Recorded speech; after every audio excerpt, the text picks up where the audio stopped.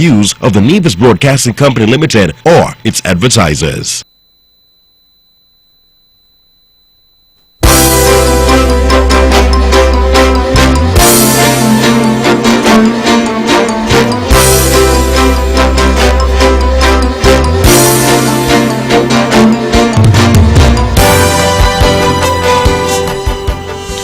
Good evening, ladies and gentlemen, and welcome to this week's edition of On the Mark, Straight Talk Across the Narrows. I am Troy Liburd, and I will be your host for tonight. I want to, first of all, welcome all of you who have decided to tune in to Von Radio tonight to be with us for this week's edition of the show. Of course, you know, this show is only a success because of all of you who support the show week after week. You know, you give up your Wednesday night, whether it's 8 p.m. wherever you are, whether it's the wee hours of the morning, you know, whatever the time is in your particular time zone. We want to thank you for sticking and staying with On the Mark every week. I'm Troy Liburd. I'm going to be here with you tonight. The Honorable Mark Brantley, our usual host, he could not be here tonight, but I think we're going to have a wonderful time this evening. There's quite a lot going on in the world around, and certainly there has been a lot going on here in the Federation of St. Kitts and Nevis, and we have just about 2 hours to dissect and to go through some of those things that have been happening. Of course, thank you for tuning in, those of you who are watching us, because you don't just listen to us nowadays, you listen on Von Radio if you're using a traditional radio, or if you're on vonradio.com. But if you are tech savvy and you are following us on the Facebook Live, you know, go to Facebook and type in Von Radio, click on the live link, and you will be able to see the show. So for those of you who are following on Facebook, also those of you who want to follow on YouTube, you know, you can go to YouTube, type in Von Radio, and you can certainly listen to On the Mark, and you can watch us live on the Mark. So I want to, you know, thank all of you, whether you're tuned in by traditional radio, you're watching on the YouTube Live, or you're watching on Facebook. Thank you for tuning in. Certainly on Facebook there's going to be a lot of chat happening on the live there. I know from time to time when the show is happening, we see a lot of people commenting in the live, and that's very healthy. I'll be checking my live from time to time, so certainly feel free to comment on the live. And of course, if there are topics that you feel the topics are pertinent and you have a view, you can certainly call in when the time comes to call in. Of course, on this show, at the top of the show, we like to show our solidarity with those in the society who have lost a loved one or a friend or something like that. We oftentimes send out condolences. Unfortunately, I didn't get the list of the persons who had passed away in recent times, as I would normally have some folks who would give me that information. I didn't get that information this week, so I just want to send out general condolences to all those who have lost a family member or close friend or something like that. And equally, where there are lows, there are highs also. So we have persons who might be celebrating birthdays or anniversaries or whatever the occasion is. We want to celebrate with you, because we here at On the Mark, we love people. that's what we are about. And so when people are celebrating, we certainly want to celebrate with you. One of the good things about social media, we hear about social media today, and oftentimes we hear so much about all of the bad things about social media, the bad influences and all of those things. But one of the good things about social media and Facebook and so on in particular, where you would give them your birthday and so on, is that when the birthday comes up, you see everybody now going on Facebook and posting up about birthdays. Also on WhatsApp now has the status. You see everybody going on WhatsApp and they're statusing persons for their birthday. And I think that it helps us to become a more loving society when we can all celebrate each other. So that's kind of one of the good things about social media, that we can go on the Facebook and send out a general happy birthday to somebody, or something like that. Congratulations, persons who graduating, persons who have a son or a daughter who did well in something, that you can congratulate them using Facebook or WhatsApp or something like that. And so those are some of the good things that we have going in terms of social media and so on. It keeps us more in tune, but I don't want us to get too caught up in the social media either. Take time to go out and interact with people in person. Don't get stuck in your phones.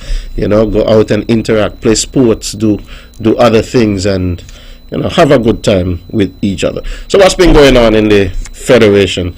And one of the good things that we have happening here, particularly on Nevis, that we've been able to bring athletics back, and in particular athletics sports meets for our schools here on the island of Nevis. Over the last 2-3 weeks, we've had most of the athletic sports meets for our primary schools and our high schools. I think the Gingerland High School, they would have had their sports meet already. Charlestown Secondary, they have not had their sports meet yet, but most of the primary schools have had their sports meets. Most of them happened at the Nevis Athletic Stadium, or the Mondo Track as we call it here locally on Nevis. I think with the exception of the VOJN Primary and the St. James's Primary, all of the other sports meets have been at the Mondo Track.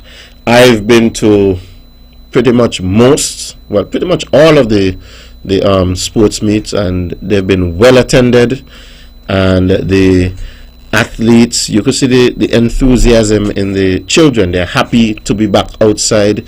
They're happy to be able to run with each other. Some of these races, you tend to take things for granted, but when you're not able to go to sports for a little while and then you get sports back, you appreciate it a lot. I enjoyed looking at the children running down the track. I was at the track just yesterday for the sports meet for, I think it's the what's the name of the school, a private school right there on Bath Plain, and Nevis Academy. Yes, the Nevis Academy right there on Bath Plain. And there was this particular 150-meter race for boys, and there was this young boy who, when the race started, he was in front, but he was looking across and looking at the others running in the race and smiling. And every time they would come up close to him, he would run out again and look across at them, and he would be smiling and laughing and looking at them going down the stretch and smiling and laughing. And I said, this is what sports is really about. You could see the innocence in the children, and they're just out there having fun, and everybody in the stand was just laughing and having a good time. That for me was the race of the season so far. That to see everybody, to go out and see everybody having fun. Me, I'm also a parent, so I've had the opportunity to go out and see my children run. My two daughters, my big daughter was not so much of a big athlete, but I saw her medal in 2 races, and I felt really proud. I'm even thinking about putting in some hours to see if I could get her into being a serious athlete. I also watched my younger daughter run, and I had a good time. And when I asked her, "What your place in the race?" she laughed. She looked at me and she laughed, and she said, "Don't worry, I'm doing better. I'm going to do better next year." So you see, the children, they're having fun, and we're so happy that we were able to, bring sports back in a really big way here on Nevis.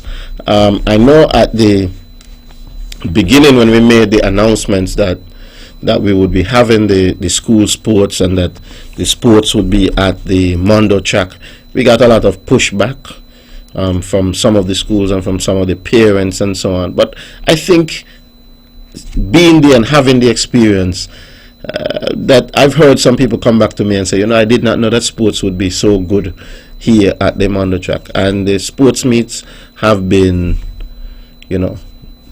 very, very well attended and very well received by the general public. And we've had so much people going out to support. But the reason behind doing most of the meets at the track, of course, had to do with COVID-19 and being able to adhere to the COVID-19 protocol. So the Ministry of Education would have had to prepare a proposal to submit to the task force, with crowd control measures and things like social distancing and all of those type of things. So we are able to control a lot more what happens having a big venue such as the Nevis Athletic Stadium, or the Mondo track as it is locally known. So that was a part of our push towards getting sports back, and it turned out to be a really, really good thing. I think it was last week that we made the official announcement that not only are we going to be having the school sports, but that the mini Olympics, or the inter-primary school championships here on Nevis, that we would also host that event this year. We are very happy that Gulf Insurance has once again come forward to be the title sponsor for the inter-primary championships. Of course, we know that the meet has been dubbed over the years the Gulf Insurance Inter-Primary Championships, and we are very, very happy that Gulf has come on board once again.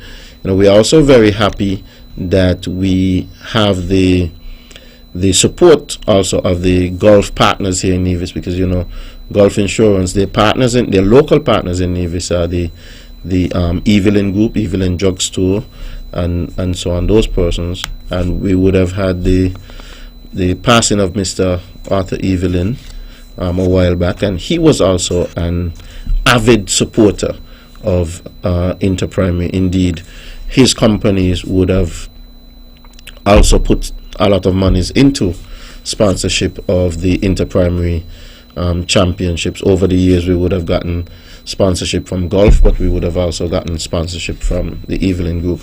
And I would like to register my thanks to the Evelyns for their continued support of our children and sports for our young children here in Nevis.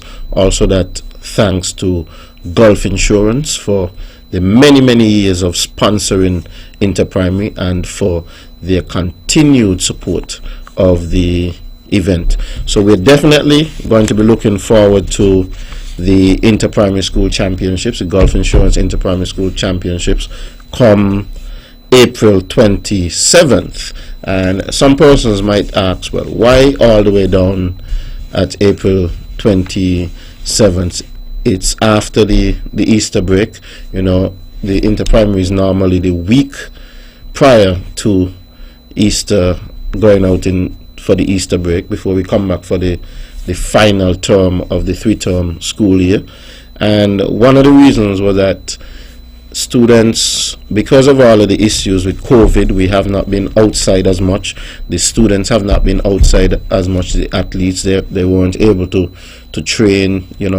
Nowadays for inter-primary, training starts pretty much in September for our students, so they would not have been training because of all of the issues that we had with COVID. So choosing a date so late in April would have given our schools and our coaches a little bit more time to get the students in a bit better shape. So we wanted to be able to give them that time to get in shape. So we are looking forward to a very, very competitive sports meet on April 27th. I know that all of the plans and the preparations are now underway, and this is something we've been doing for many years, and so they have a pretty good idea how to do the planning. The person who is in charge of the planning is, of course, the permanent secretary, Mr. Kevin Barrett, who is a tireless worker. He just keeps going and going and going. And so they have put a team together, and they're working now hard to bring the sports meet together. Of course, again, I want to thank golf, and I know everybody is going to be looking forward to attending that sports meet. We're very happy that when the COVID numbers came out recently, that we had 0 on St. Kitts and 0 here on Nevis. Let's hope that in the coming weeks that we could keep the numbers at 0, and that we would all be able to go out and have a good time and socialize and mix and mingle together in a COVID-free environment and go out and enjoy the sports meet. Also, we have the return of the Agriculture Open Day, and that's going to be held at the E.T. Willett Park, El Comido Willett Park, and that starts tomorrow morning. The opening ceremony, I believe, is at 9:30, and it's over 2 days, tomorrow and Friday. I'm told that we're going to have, the booths are being set up already, and that we're going to have entertainment and so on at the park, so people can go on out and enjoy the agriculture fair. We know what the agriculture fair is all about. Agriculture fair had gotten to the point where it was a big event just prior to COVID. Everything has had to be scaled back somewhat because of the COVID-19, but nonetheless we are expecting a good showing from the Ministry of Agriculture. We've come to expect nothing but the best from agriculture, so we are really looking forward to the Agriculture Open Day. Also, I think on Saturday the Honorable Alexis Jeffers is going to be having a health walk that starts over in Maddens at 6 a.m. and I think the walk should probably take us maybe an hour or two. We had a walk not so long ago with the Honorable Eric Evelyn. That was a really good run and walk. So for those of you who are into getting fit, it's good to get out early in the morning, get some early morning breeze and so on your skin, and inhale that early morning air. It's good for you, and it promotes being healthy. So for those who could make it, certainly go on out on Saturday morning, starting over in the Maddens area, and when you get there, I guess you will get the route. You can definitely sign up. Perhaps somebody could call in and give the information on where to go to sign up, or perhaps just show up there for 6 a.m. on Saturday morning. Ladies and gentlemen, you're listening to On the Mark. It's about almost 20 minutes after the hour, and quite a bit has been happening in the Federation. We know that the politics has been heating up, and this of course is a political show, so we're going to talk a bit of politics tonight, of course. And the major issues that we have dominating the political arena here in the Federation over the past 2 weeks or so, I guess since we had the PAM convention 2 Sundays ago, which I was happy to lead, be a part of a contingent from Nevis and from representing the Concerned Citizens Movement to go over to St. Kitts to be a part of the PAM convention, to show some support to our colleagues in unity. And ever since then, we've had quite an upsurge in political talk in the Federation. Of course, we know the Premier of Nevis, Honorable Mark Brantley, was the featured speaker at that event, and he gave quite the speech, one of the better speeches that I've heard. I sat in the audience close to the front row, and I felt good to know that the leader of my party, and certainly the leader of the island of Nevis could deliver himself in such a way. Proud moment for me, proud moment certainly for all of us who were there. But nevertheless, the content of the speech has sparked quite a bit of talk, because he would have highlighted some of the issues, some of the burning issues that we have in the Federation.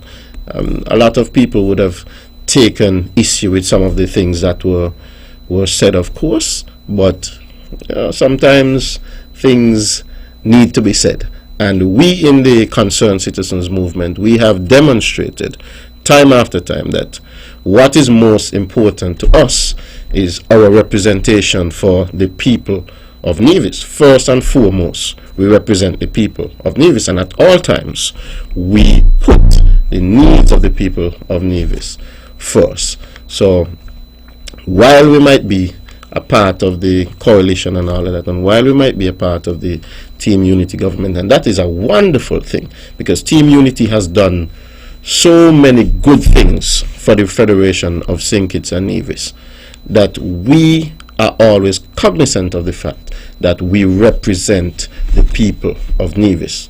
The Concerned Citizens Movement have gone to Bastille, to the federal government, with seats representing Nevis 9, Nevis 10, and Nevis 11. And we cannot take for granted the fact that the seats are called Nevis 9, Nevis 10, and Nevis 11. That means we represent Nevis. That represents pretty much the entire island of Nevis federally.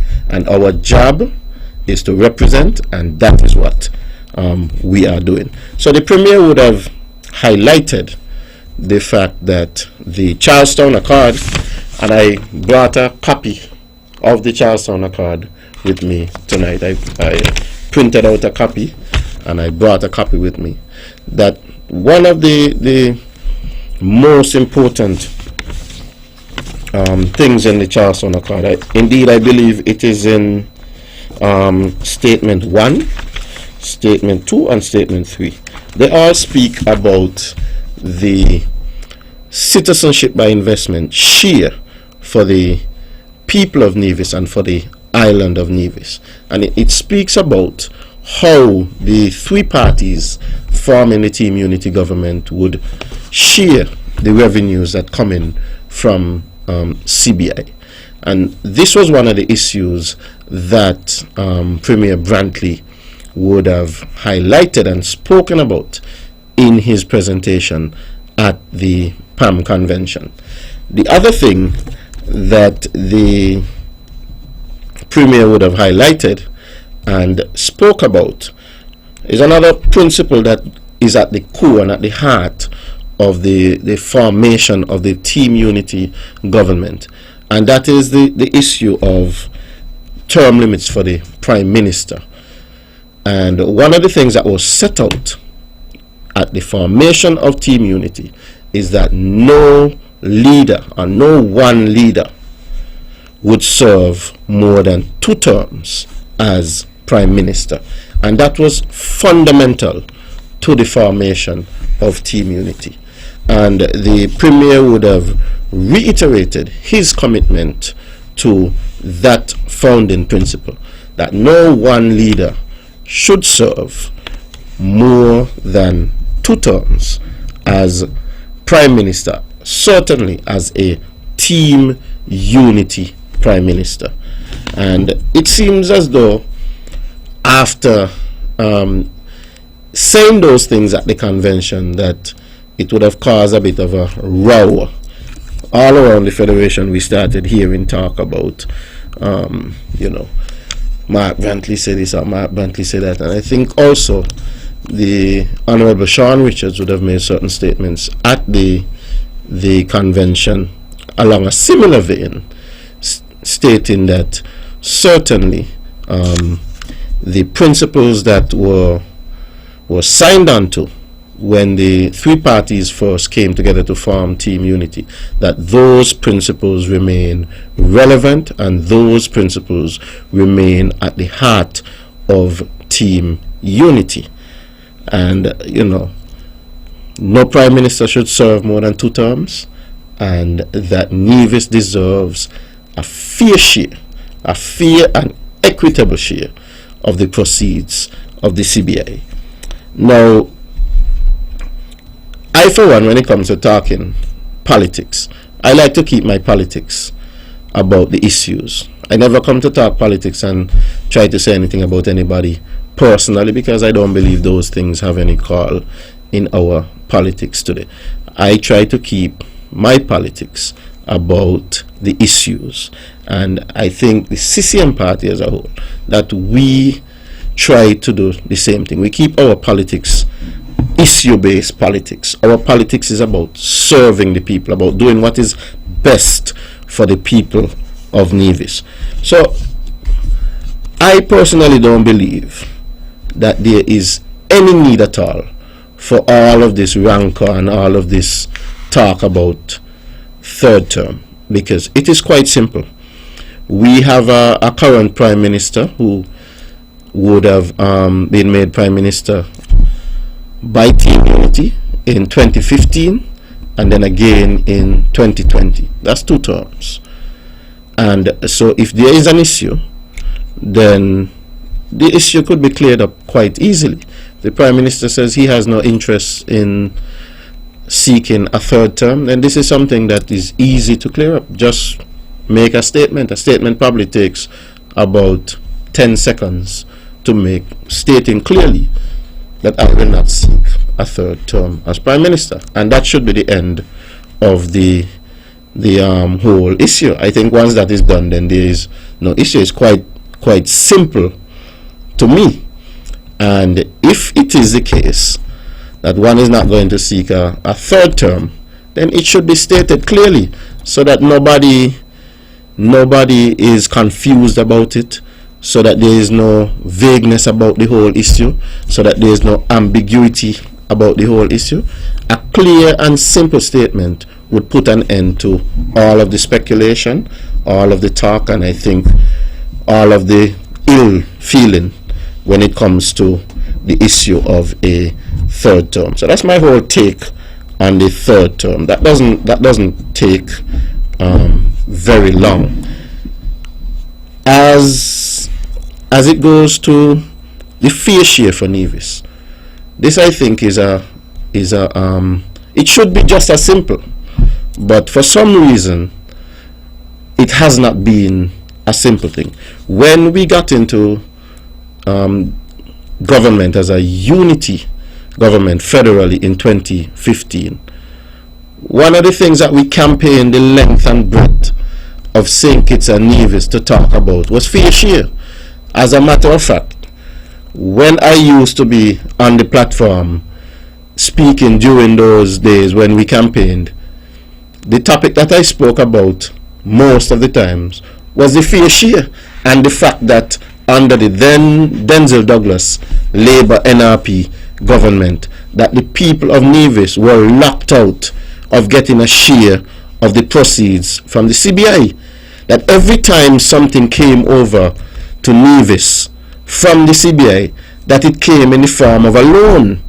I remember we spoke about monies coming for the airport, that the lands at the airport had to be mortgaged, and that some of the monies came over, and it came over to NIPA, and then it was channeled into some other area, and then some monies came over through the craft house, and then the money was channeled somewhere else. The monies didn't come over and go into the treasury or into the consolidated fund. The monies came and went to the craft house and went to NIPA. I remember talking about those things, that we were locked out from the proceeds of CBI. Hundreds and hundreds of millions of dollars coming into the Federation, with the people of Nevis having no access or very, very little access to those monies. So we had a case where we have 11 constituencies federally in the Federation, and 8 constituencies were being served by this money.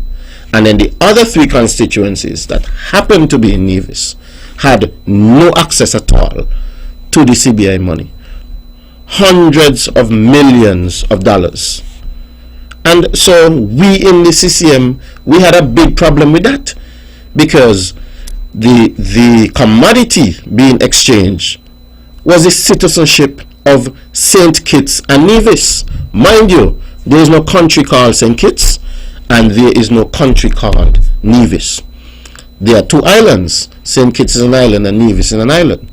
But we come together to form one country. So when we sing O Land of Beauty as our national anthem, national symbolizes St. Kitts and Nevis. So the assets being traded belong to all of us. And we in the CCM simply said that we deserved a fair or equitable stake of that money. That's all we said. You know, we were vilified around the length and breadth of St. Kitts and Nevis by the then Labour Party. All of us who formed the Unity Coalition, the persons in PAM, the persons in PLP, and the persons in CCM, walked all around the length and breadth of St. Kitts and Nevis, and we decreed that Nevis deserved a fair share. Persons in PAM said it, persons in PLP said it, persons in CCM said it. Now we got into government in 2015, and Nevis did start to get a share.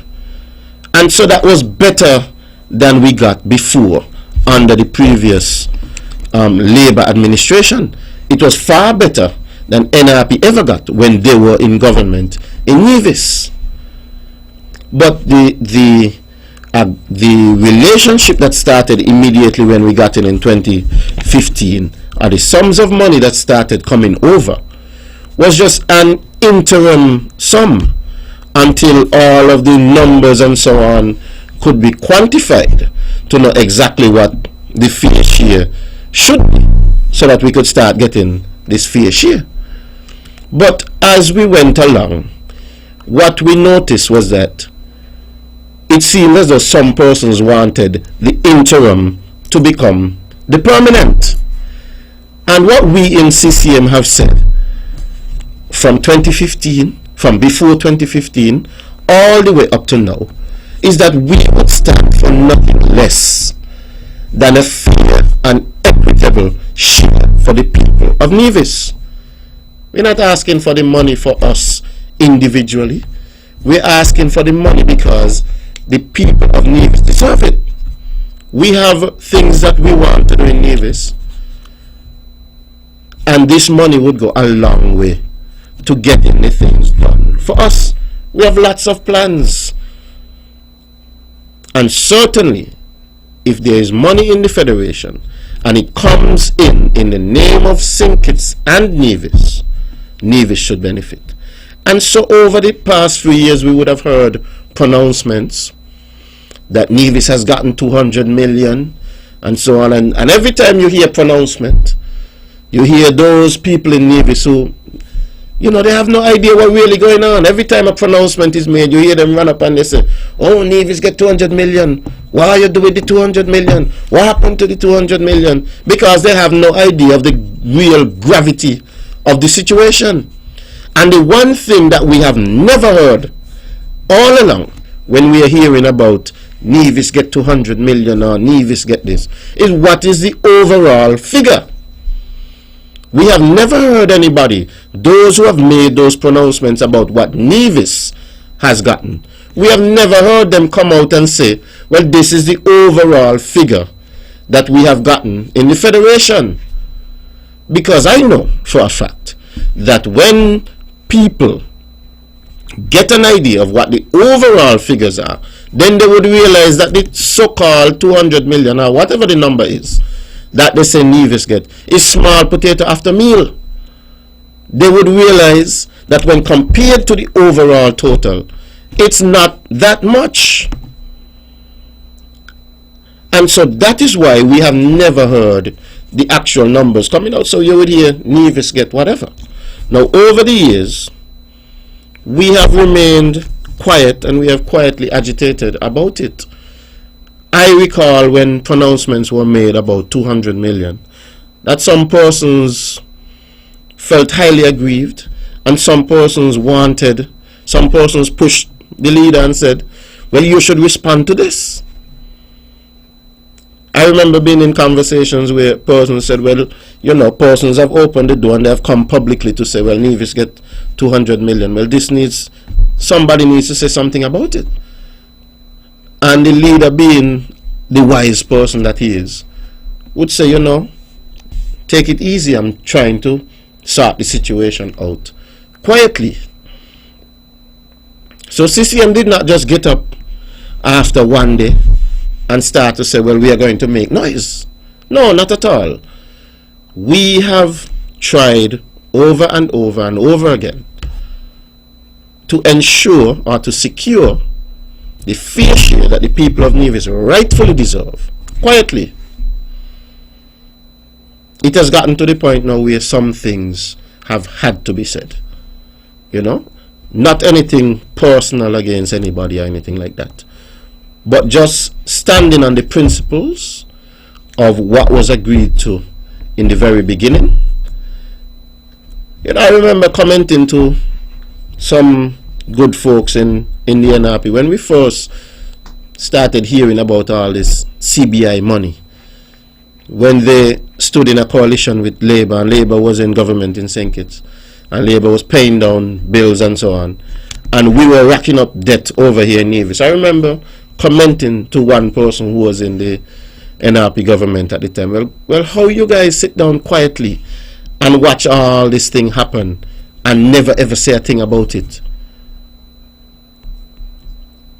You understand? I recall making that comment. And so for us in CCM, there's no way that we are going to sit down and be satisfied with less than the fair share. No. Based on the numbers that we have available, Nevis has gotten just over 300 million, 320 or thereabout of this CBI pie over a period of 5 years. But what does the total figure look like? Based on the numbers that we have available, the total figures look to be somewhere in the region of about $2.8 billion. That's 2.8 billion with a B. Now, if you're going to put 320 million next to 2.8 billion, for those of you with cell phones that have calculators and so on, take 2.8 billion and divide it by 322 million and see what you get. And if your calculators don't have those big numbers, take 2.8 and divide it by 0.32 and see what you get. You get something like 8.6. So could anybody say that St. Kitts would get 8.6 times as much as Nevis, and that could be fair share? I would like to see the person who would come to me, I would call in or meet me anywhere and say that in any world, an asset that belongs to the Federation, that 8 times as much or 8 times less, however you want to put it, could be fair share.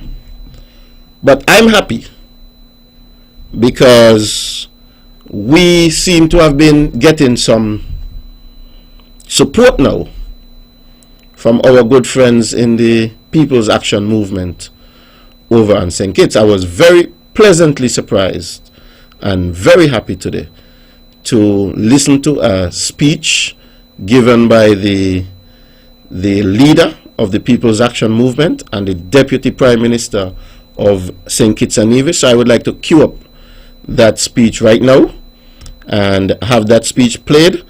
After that, it's going up on the 9 o'clock hour already.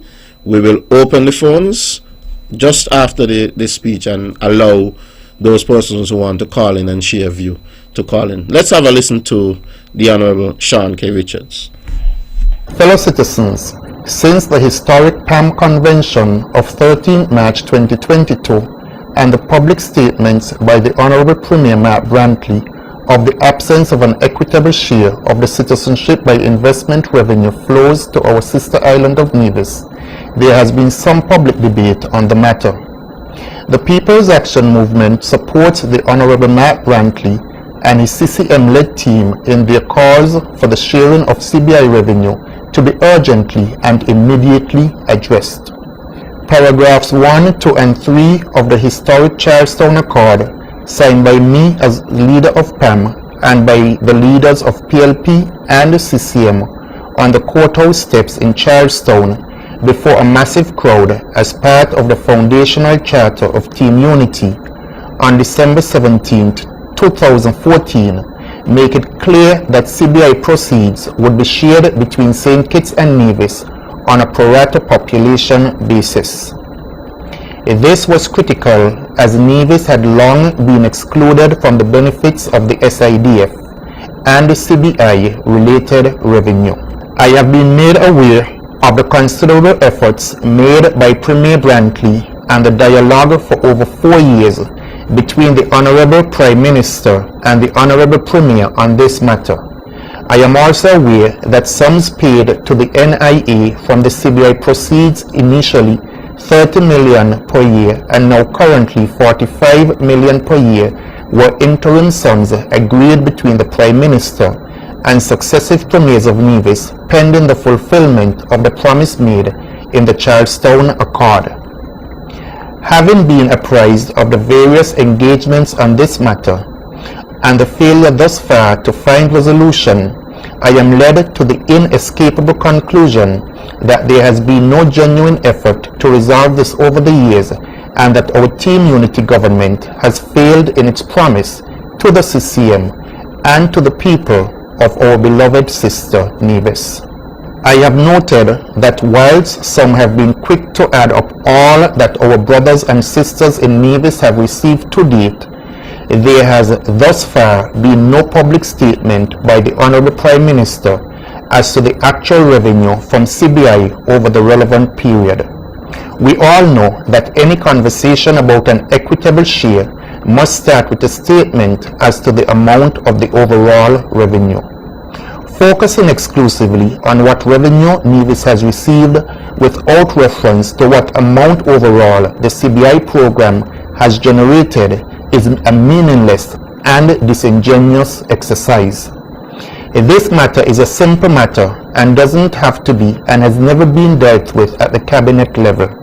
Indeed, Nevis obtained a share of 30 million per year, then an increase to 45 per year, all without any involvement of the cabinet. I am also aware that the Honorable Prime Minister has written to the Premier as of March 12, 2022, offering yet a further increase to the NIA, again without any cabinet involvement. The matter is really about the commitment made by Team Unity and the need to keep our promise to the people of Nevis.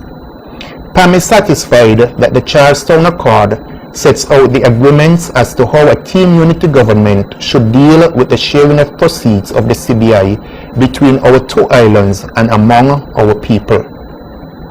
If the NIA is given its agreed share of the proceeds of national efforts, then there will be no need for the federal government to itemize how much is spent on programs such as STEP or PAP or the Peace program in Nevis.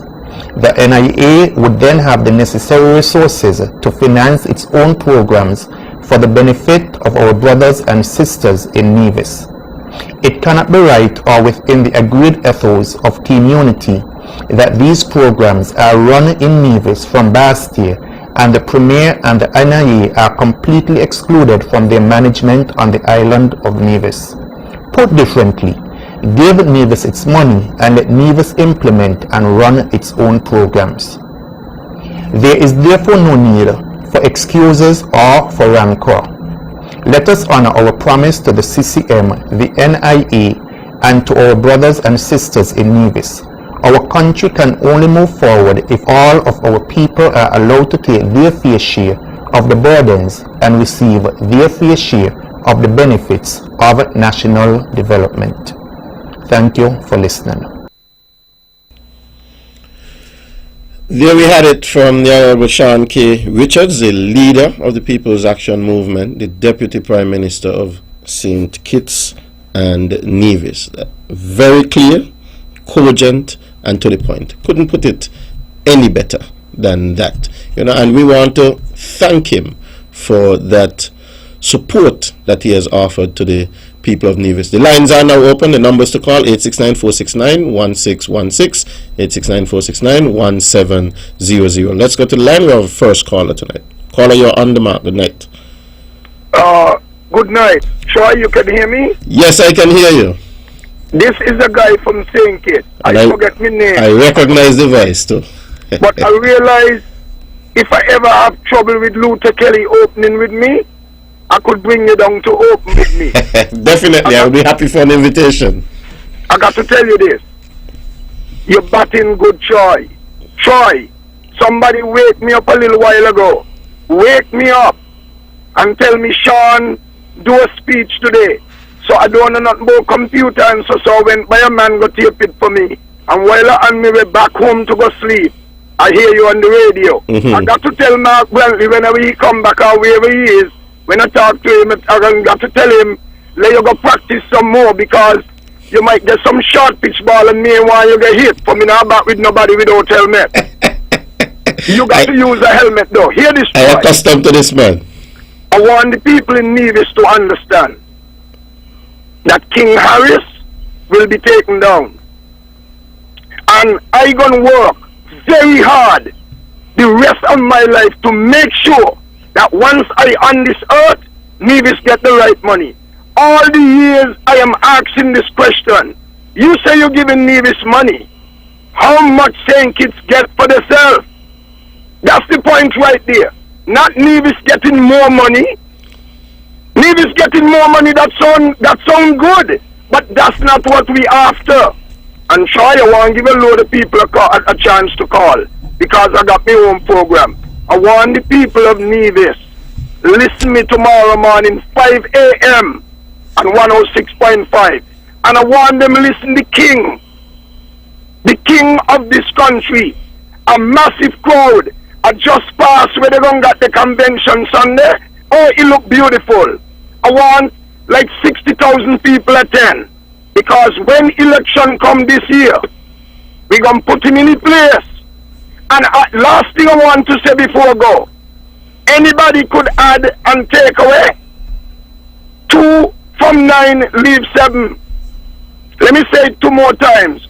2 from 9 leave 7. 2 from 9 leave 7. Try give people a chance to talk. You wouldn't like to know how good I feel. You know something? Me now go back to sleep for the rest of the night. Bye. All right, my brother. Ladies and gentlemen, you're listening to On the Mark. I'm Troy Liburd. I'm your host for tonight. The lines are open.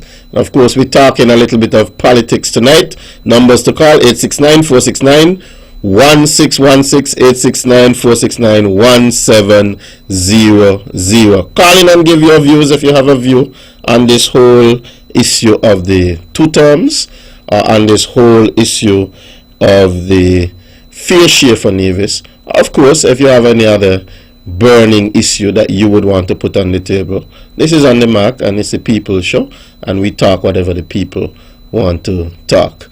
We have a caller holding? Okay, no caller yet. The lines are not lighting up. But let me continue to talk about this whole... Oh, the lines are lighting up now. Caller, you're On the Mark. Good night. Good night. Yes, go ahead. Hey, Troy Liburd? Yes, this is. Hey, what's going on? I'm doing okay. Troy, you know me from the airport. I'm a red cap who deal with baggage. When people going out, you take the baggage and you take them in. Mm-hmm. So I have a situation. I see a situation in thinking. Mm-hmm. I'm listening. The situation I have, I know you're listening. Give me a second, because I'm still trying to do some other stuff. Now, Sean, I say Sean. No, I'll just never. This is Troy, not Sean.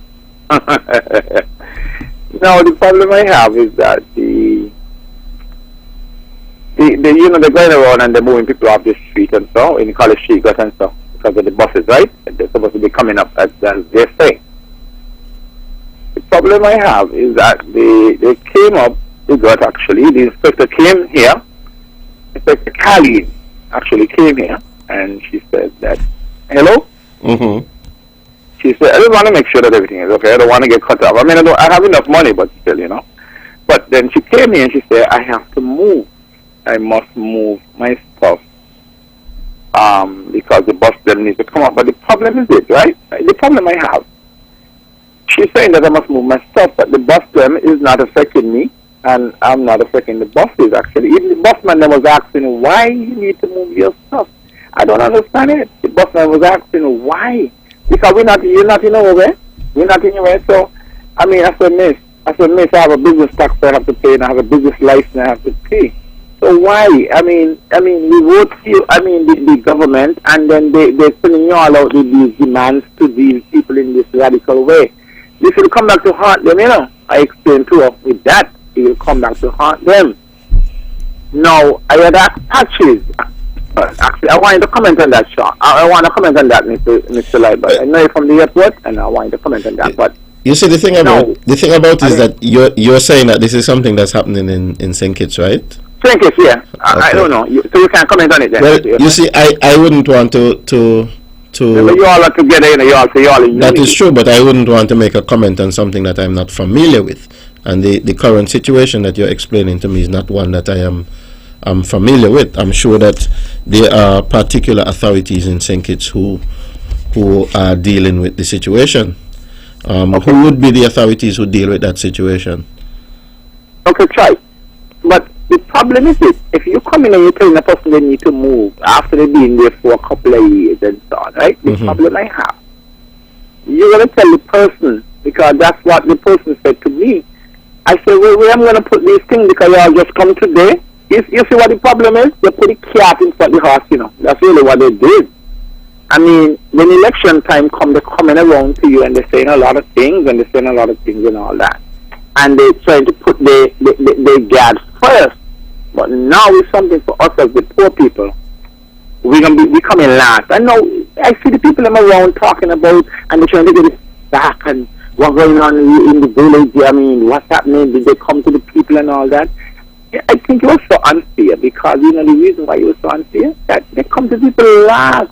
You're supposed to come to people first and get a feel out, not after. You don't make a decision, you come. I mean, this is really unfair, and it's really taking people for granted because to me, this is how I feel. You're making it to feel like the people that don't have no sense because you are just making a law and not really a law, but I'm just saying you're making a demand and saying this is what gonna happen, but then you're still coming to me. It's like you tell me, watch, you got to move the bar pad. I'm listening. You're saying that you got to move the bar pad. You're saying to me, don't move the bar pad, but you're still coming and asking people in the constituents, okay, what are you doing? You think that it's fair? You think it's this? I mean, you can't take people for a fool. And these politicians we need to the street because it's unfair. It's very unfair. I really feel really bad actually. I'm not saying what they did actually with the vendors is not is not the right thing or whatever actually, you know, but it's the way things to be done, you know, but it's the way it was handled actually. And you know, if we are in unity, I mean, sometimes we can't say we know about certain things. Well, certainly unity is about everybody, but there would be a relevant ministry or something like that that deals with something. But what I'm saying, unity means unity. When I say that, unity is unity. If we are saying we are in unity, you should be aware of what's going on. Because we are together as one. So I don't think it should be a situation that, you're saying you don't know. I mean, I understand what you're saying, but it should not be that. And when Carlton DuPont is saying that there's a problem in the camp, people saying a lot of things. But no, I'm seeing a lot of problem, you know, because I'm going to tell you something. Even families have problem. Yes, all of us. Inside individual parties, you have issues. So yes, you will. So if you have If you have three different parties coming together, why you can't have issues? Try. I understand what you're saying. You know, I agree with you 160%. What you kind of problem is that, but don't. The problem is you are giving the impression that everything is all well. You can't do that. You must let people know what's going on because the vote is unity. I'm not saying that you're wrong. It's right. You must come out and tell the people, well, you know, you ain't going 100%, you know, but you know, you got the hate on the street. And when Carlton took on talk about it, we say he's doing good, he's crazy and all that kind of thing. But we're not crazy. We know what's going on. This is what's happening because we see inside, right, you know. And we're not taking serious. But you see, who's supposed to put the blame on? We're not putting the blame on. But the politicians over the years that teach us, anybody stand up, put the blame on them and not them. It's wrong. I mean, try. I mean, I respect you. I like your style. I know you're the person of class. I know that because I talked with you at the airport. Me and you had conversation and so it's about the constituents and different things and so on. But I think that the way they've been handling and dealing with poor people as a country is going to be a downfall for them, actually. Because another thing I want to ask you too, the situation with the money for music. Now, as you know, they had an arrangement and so on about the money going on with the music. Well, we have an arrangement. I didn't hear that. We have an arrangement. Yes. But what confuses me, right? What confuses me here with the whole situation is that now, remember, Timothy said that Mark Bradley never brings something to cabinet. I didn't hear the news really that good, but I'm stand to be corrected. I am stand to be corrected. No. He's saying that Mark Bradley didn't bring something to cabinet, and Mark Bradley is saying that he brought this stuff to cabinet. When did you hear Mark Brantley say he brought something to cabinet? I didn't hear that. What's that? When did you hear Mark Brantley say he brought something to cabinet? I listened to the show where he was about he was talking in the news. Yeah, about, but you didn't hear right? Mark Brantley say that though. I didn't hear him say that. You didn't hear him say that. You would have heard Mark Brantley say that he has spoken to the Prime Minister and he has had correspondences with the Prime Minister. Thank you. I appreciate that correction. That's why I say I stand to be corrected. When you're not sure, you say you stand to be corrected. That's what I did. Okay? We move on. Now, if we got an arrangement of whatever money Nevis can get, now we make a lot of noise in opposition and say, oh, Nevis is supposed to get this, Nevis is supposed to get that, they're doing the right thing. So now you in this handle, you got the handle like you see it. So why Nevis seem like a knife? You should have fixed that. You understand my point? But we're trying to fix it. No, I'm just saying, not you know. I'm just saying, the problem I have is the government of St. as they say. Colin, let me ask you a question though. Go ahead. Do you believe that? You can ask me any question. Do you believe that the people of Nevis deserve a fair and equitable share of the monies that are coming from the CBI? If I believe that they deserve a fair and equitable share? Yes. Yeah. Yes, I believe. Yes. Okay. I believe. I knew they believe that. I agree with that. Yes. Thank you very much for that. Thank you very much for that. I appreciate that. Okay? Yeah, may I finish now? Go ahead. I'm not finished.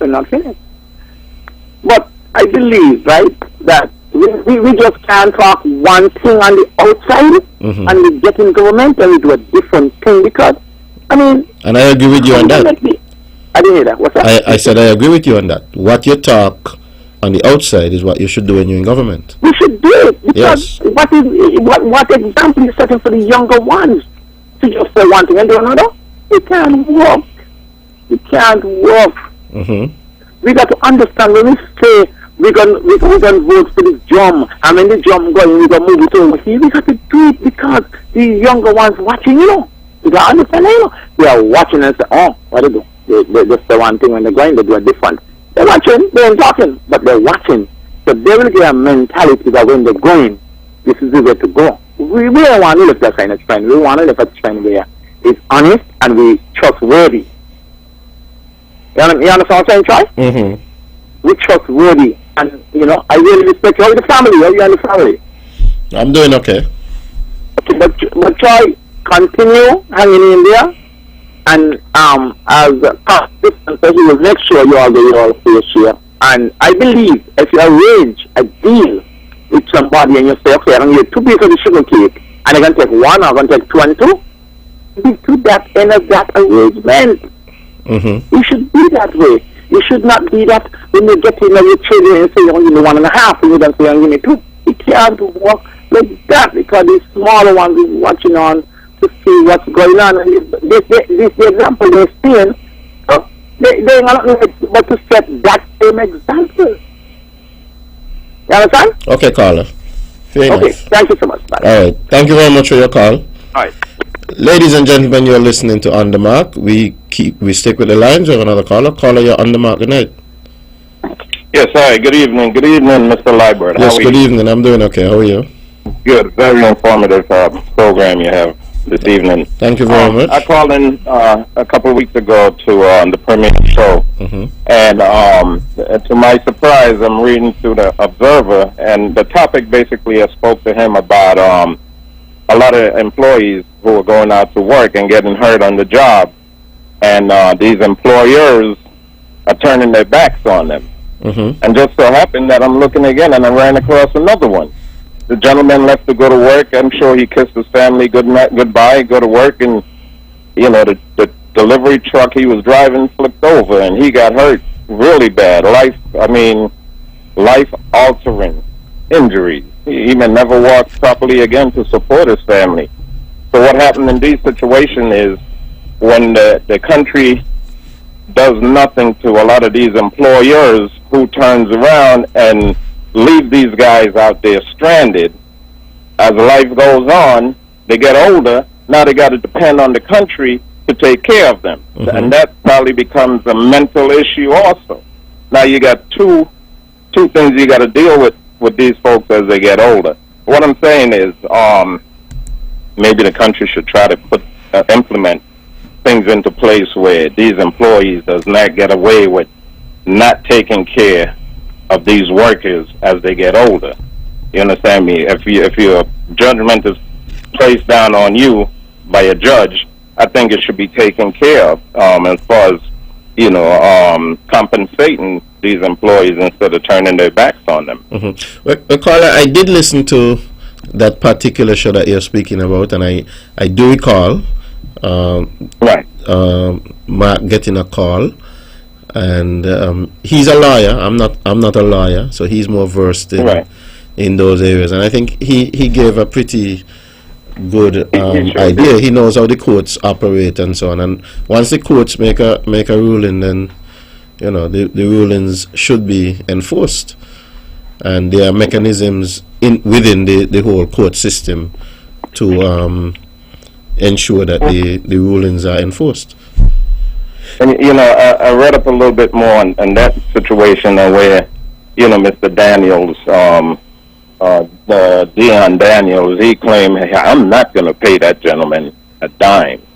You understand? And it's sad that a judgment was placed on you, and you're going to tell the whole country. What does that say to the rest of the folks out there who are doing bad and have to face a judge, and the judge render a decision, and you're going to say, no, I'm not going to pay it? You understand? And nothing is being done about it.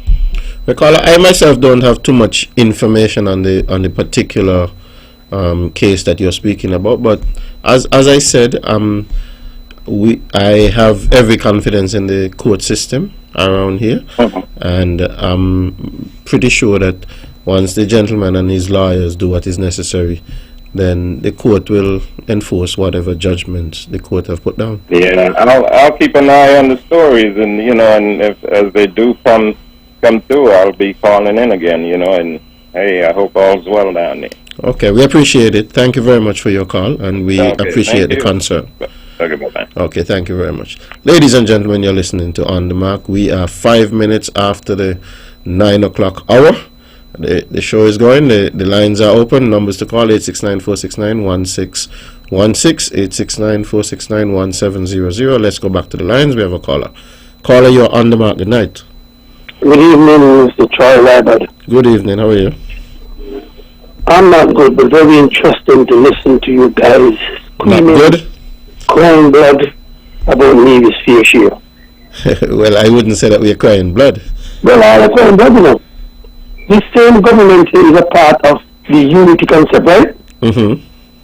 And you know, you heard about the TDC workers who you guys were a part of losing their job.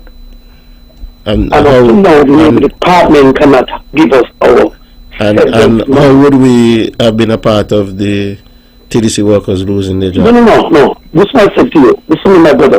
Mm-hmm. I said you are part of the government Mm-hmm.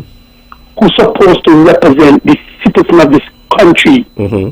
and not representing the private sector. We lost our job over the vaccine and you know about it. Now, why we are not getting our severance money? 30-something years people work, 20-something years. But listen to you guys all about yourselves. I don't know if I really care about Nevis, but you're all about yourselves talking about Nevis money. And I'm not saying you shouldn't get the money. But you know the amazing thing about all of this crime?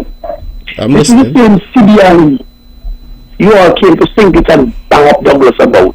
Remember? Well, how we bang up Douglas about it? We asked him for our You fair guys were share. saying the CBI was a waste of time. No, we asked him for our fair Hold on, share. my brother, please. Can I speak a second? Go ahead. Douglas was giving away the patrimony. Douglas was selling out the passport. And you all must start the truth.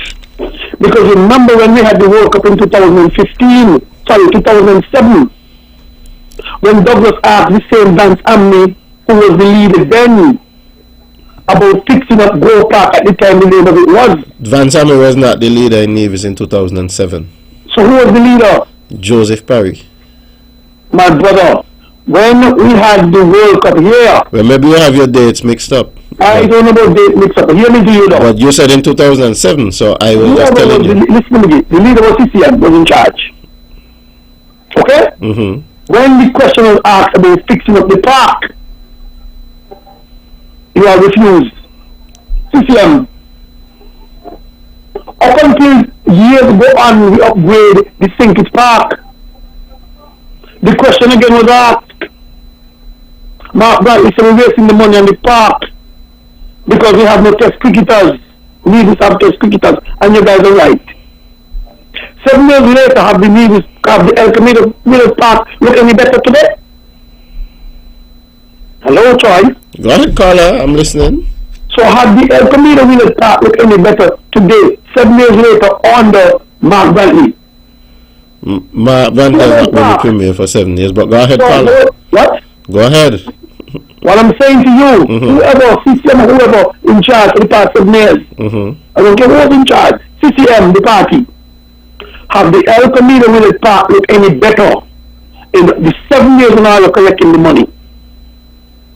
I don't know what I do with the money, but I'm just saying, is the cricketer in Nevis who Mark Bradley said, who's test cricketers, the Stuart Williams, the this and that, and the naming of the El Camino Village Park, you all should be ashamed of yourself. 7 years later, the park looking the same old park almost 60, 70 years. But you all must be fair and honest to people. And I wouldn't stand here tonight and say maybe we shouldn't get the money. But what about the other people? What about all the people you all make lost their job over the vaccine? Caller, let me ask you a question. Yeah. Has the government terminated anybody over the My vaccine? brother, let me explain that to you, because don't be technical with people. No, I'm not trying to be technical. Let me answer your question. But a private company Troy, has the right to employ. Troy, you're going to put your foot in your mouth. Let me explain to you before you go any further. No, not at all, caller. Troy, let me explain to you, please. Go ahead and make your point. The Prime Minister took the mic, Timothy Harris, the same man I are fighting now, and said to the private sector, this is where we're going to go. The private sector must see to it that their staff is vaccine. Okay? That was his word. He didn't take the mic and say that Timothy Harris is going to see to it that the government workers is vaccine. Follow what happened then. And on top of that, PDC went on to do what he said. Well, in the process of finishing doing what he said, there come the Labour Department now to defend the workers, not the Labour Department defending the TDC and them. So, with all you're saying to me, you as the government minister for Nevis, because Nevis people lose their job too from TDC. And in 2022, we see Mark Bradley came to St. Who make the most valuable vaccine was under a tent with people who didn't vax and people who vax.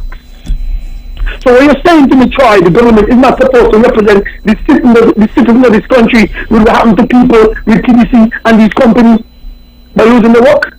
Well, you're telling me about private company. So if tomorrow you wake up and foresee decide that 200 of the workers must go home, you have nothing to say because the private company, that is what you're saying to me, my brother?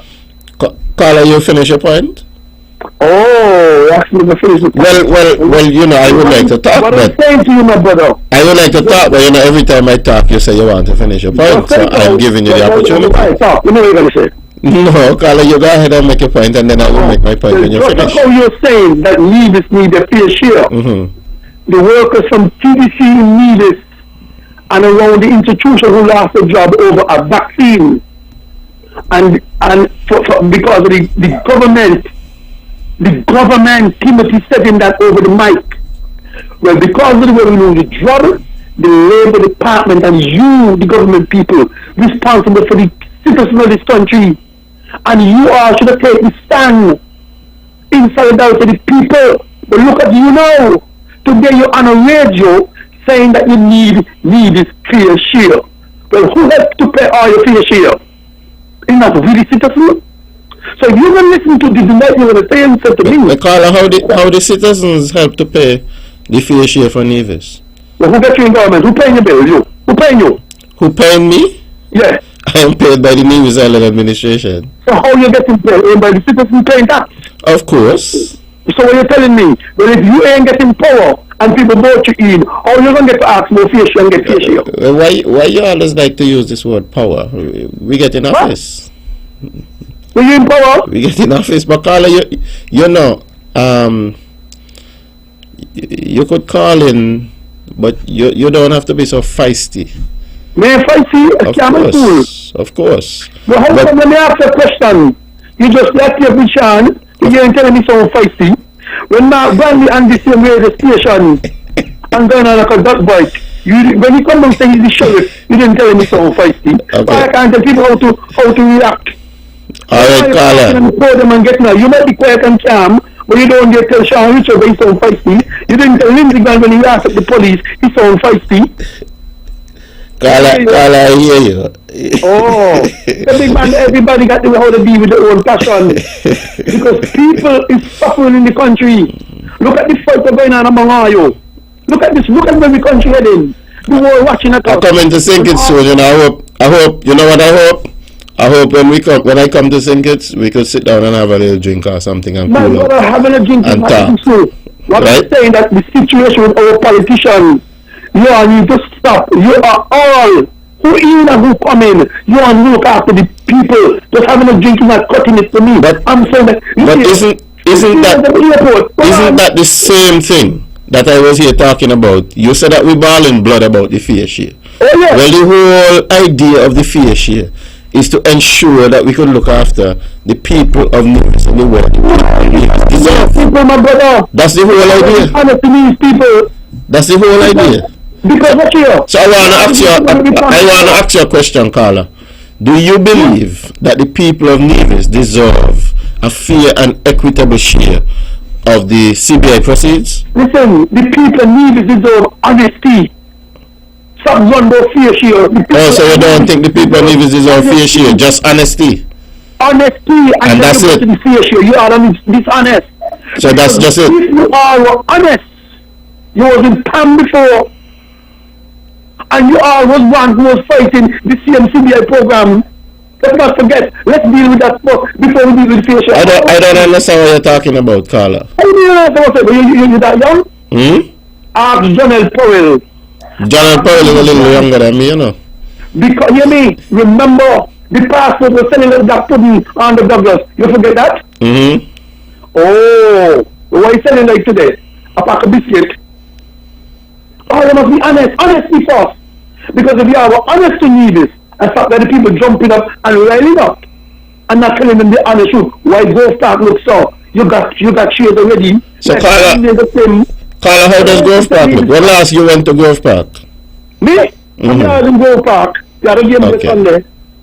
I was in Nevis, something they played over the pitch the stadium past the airport.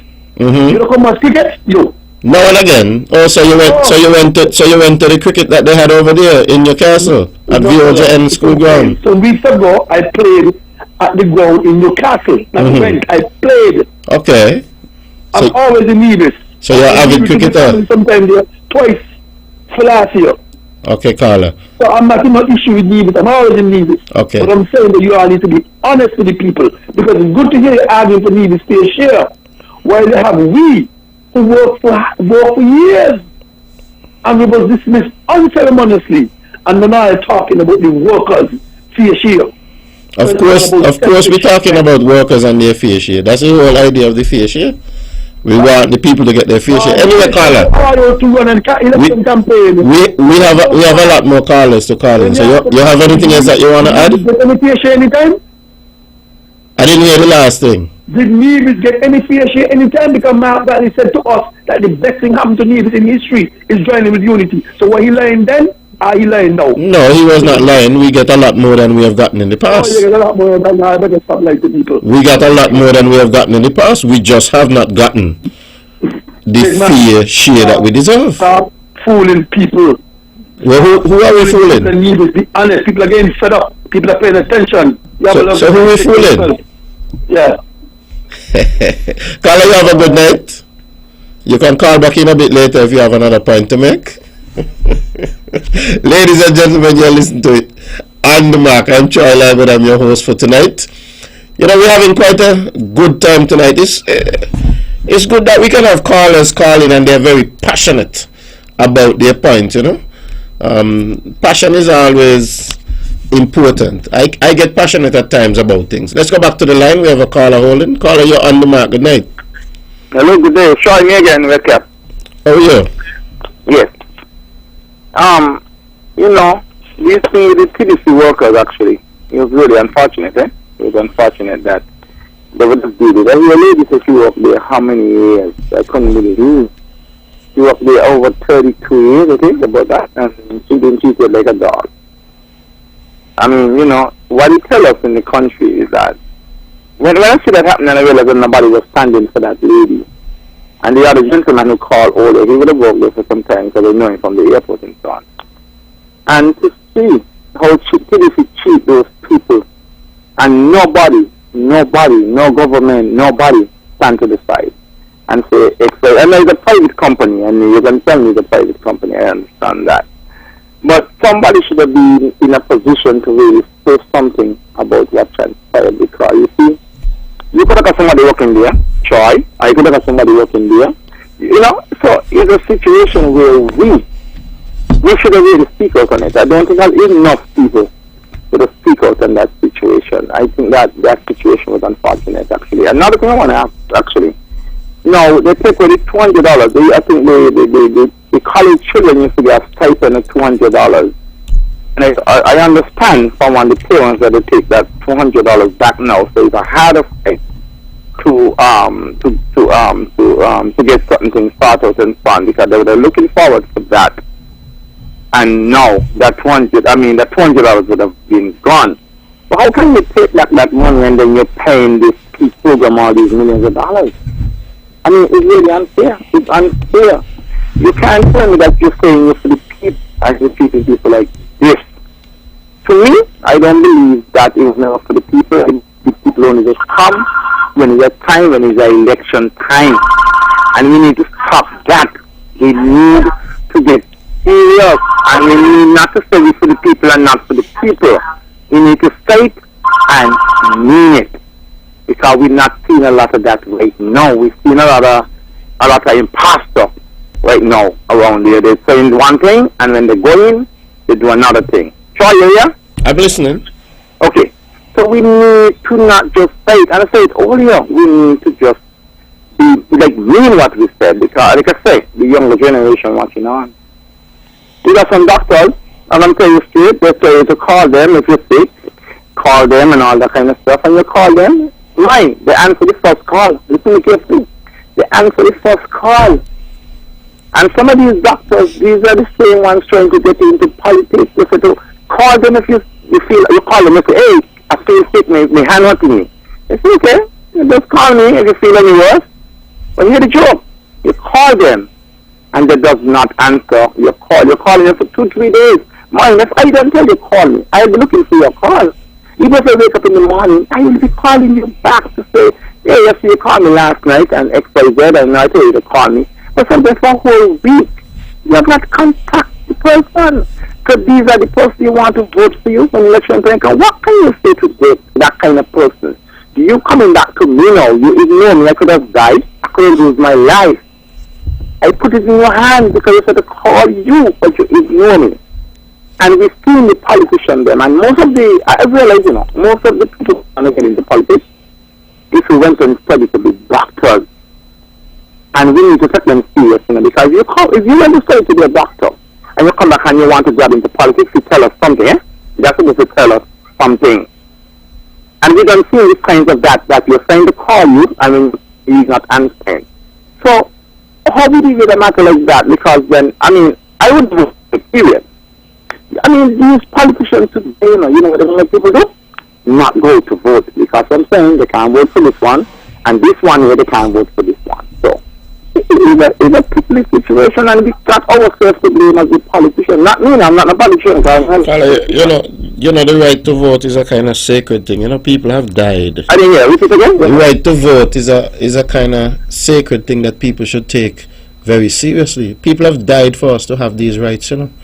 I understand. Our forefathers were slaves, brought I agree. Brought in chains, and right. For persons who have never seen some of these documentaries about how they used to pack these boats on that middle passage, they really ought to go and watch, because our forefathers who made it here, they were on a boat for weeks in a small cramped space.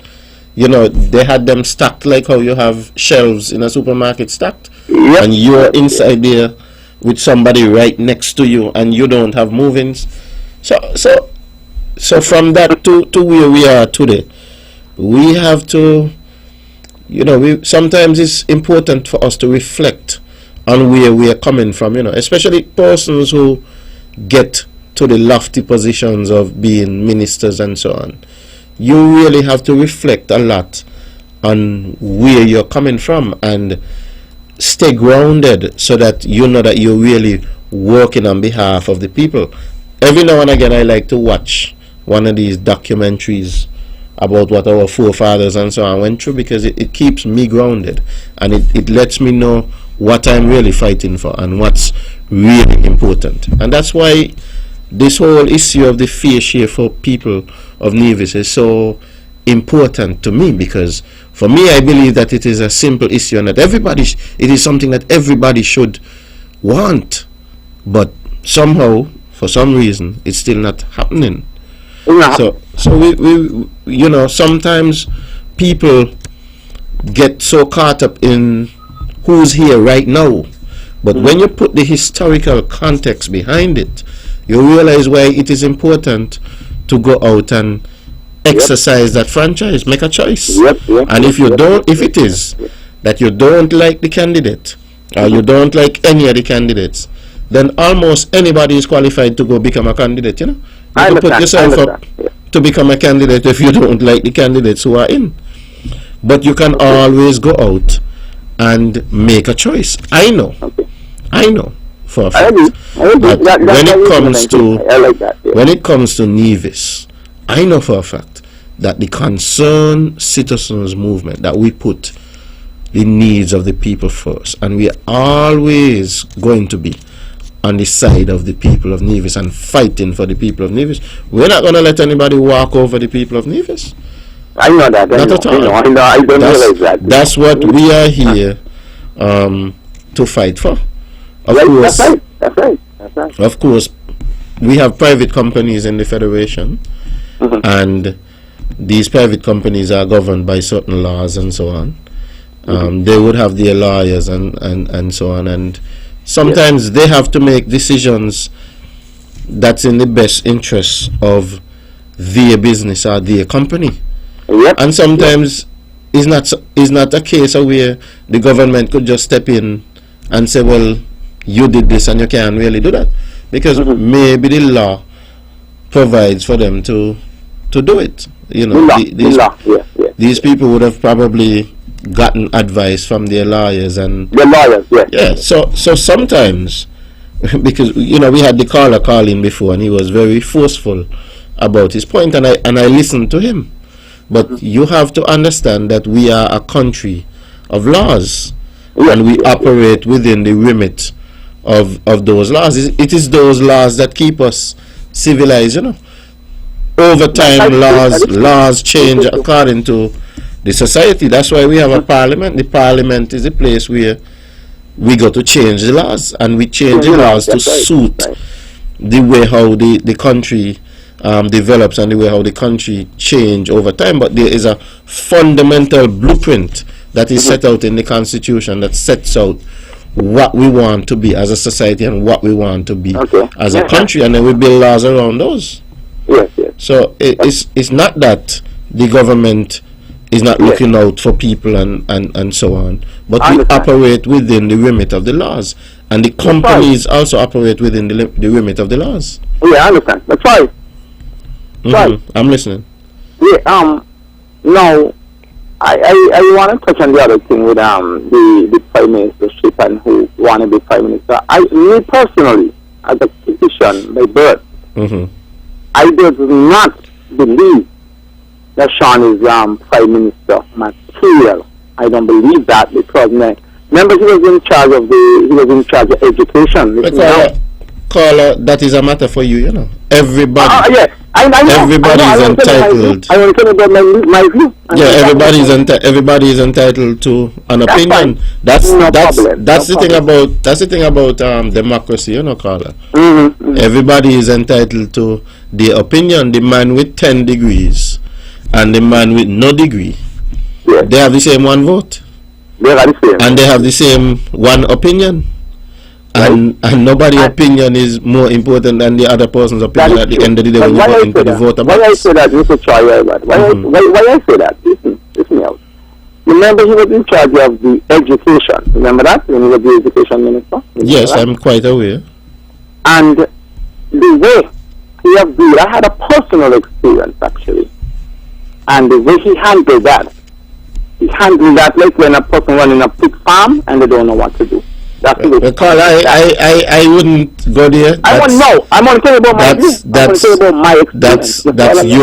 That's your experience, But I don't think that I would want to go there on the radio and use that type of, language. I know what I went to, but I understand what you're saying. I respect that, and we move on. No problem at all. But the other thing again.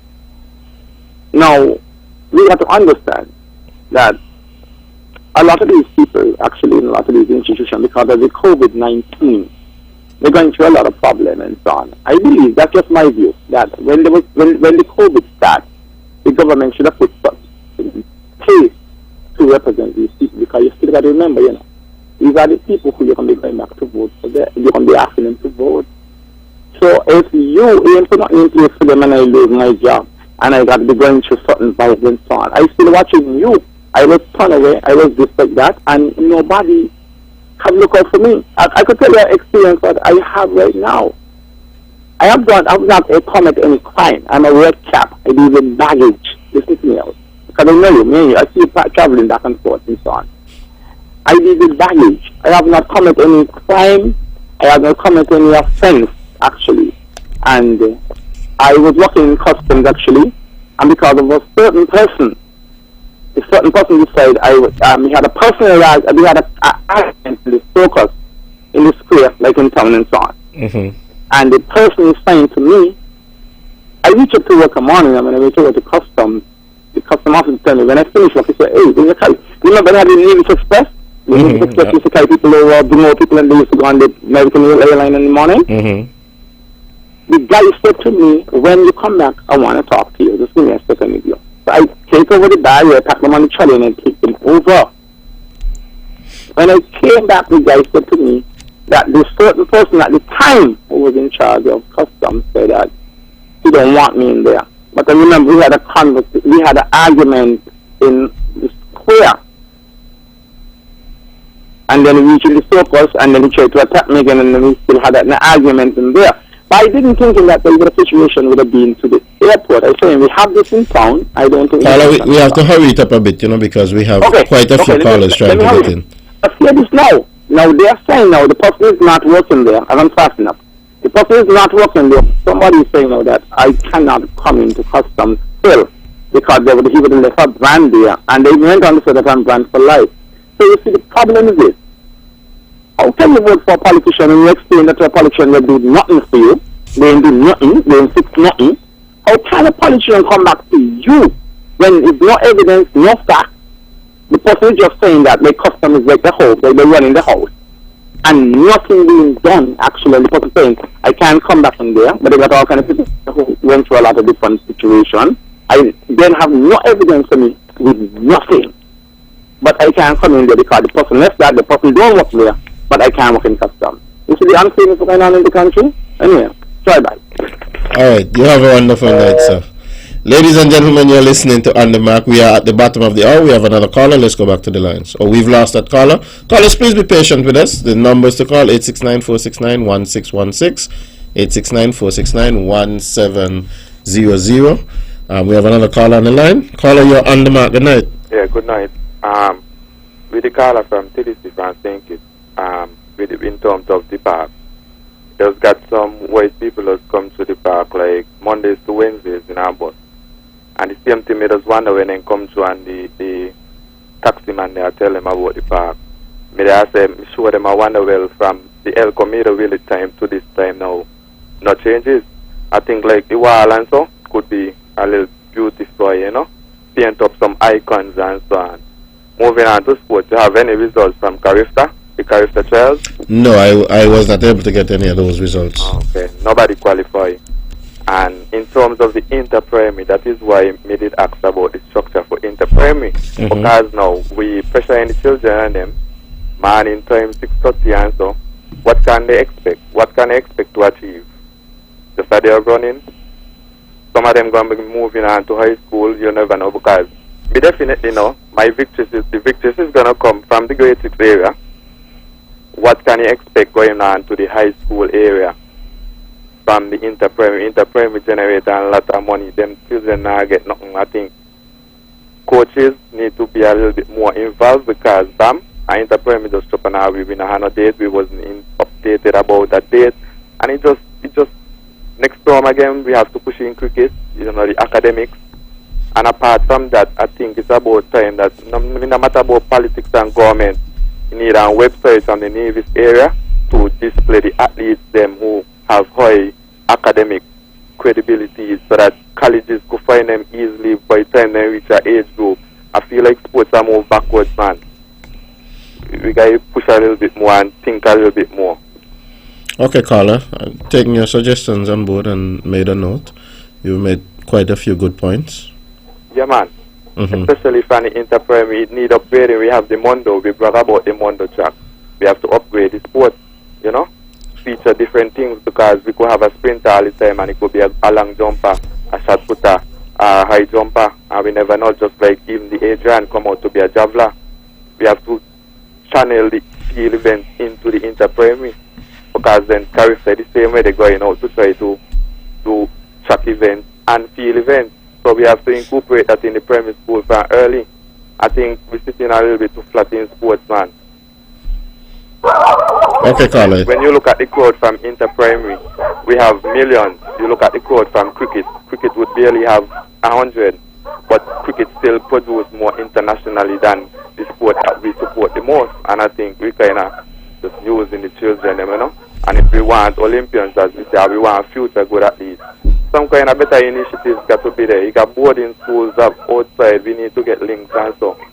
And if we the people can't do it, I think he left up to the ministers of sports and so find them kind of links and so and get things moving. Because as I said, some of the people who we give opportunity, they're way too old. When they come back here, they're 25, 26, because everybody now young into the sporting thing at them. 25 now, you're like young grandfather, grandmother. Yeah. Okay, caller. Thank you very much for your call. You have a wonderful night. Ladies and gentlemen, you're listening to On The Mark. I was supposed to get a special call tonight. I wonder if that caller can still call in. I haven't heard from that caller. Let's go back to the lines. Caller, you're On The Mark. Good night. Hello? Good night, good night. How are you, my brother? Oh, man, I'm here just listening. As usual. So first, I want to thank God for life. Thank God for the Federation of Synchronic and Music, a country that gone into living to up to now. And I want to thank God for this team unity government, because this team unity government weighs not politically. Anyway, Charlie, now talking about, when you people the different things about PSU and everything, I agree that sometimes you work out things to be things, because you know the government campaign. The unit campaign go PSU. You understand?